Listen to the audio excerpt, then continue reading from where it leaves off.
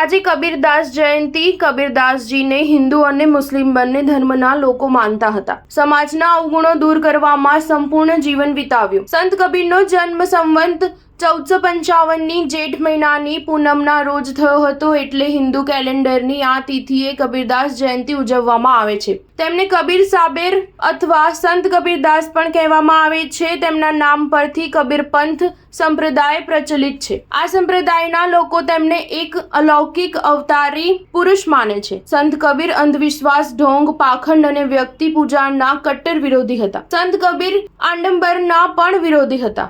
તેમણે લોકોને એકતાના સૂત્રનો પાઠ ભણાવ્યો। તેઓ લેખક અને કવિ હતા। તેમના દોહા મનુષ્યોના જીવનને નવી પ્રેરણા આપતા હતા। તેમણે પોતાના સંપૂર્ણ જીવનકાળમાં માનવને એક સમાન રહેવા અને સદભાવ જાળવી રાખવા માટેની કોશિશ કરી। સમાજના અવગુણોને દૂર કરવામાં તેમણે પોતાનું સંપૂર્ણ જીવન માનવ સેવામાં પ્રસાર કરી દીધું અને પોતાના જીવનના છેલ્લા ક્ષણ સુધી આ કોશિશમાં રહ્યા। કબીરદાસ અંધવિશ્વાસના વિરોધી હતા। તે સમયે એવું માનવામાં આવતું હતું કે કાશીમાં મૃત્યુ પામનાર વ્યક્તિને સ્વર્ગ નસીબ થાય છે અને મગહરમાં મૃત્યુ પામનાર નરકમાં જાય છે। આ અંધવિશ્વાસને દૂર કરવા માટે કબીરજીએ પોતાના છેલ્લા દિવસો અહીં વિતાવ્યા હતા। અહીં તેમણે દેહ ત્યાગ કર્યો।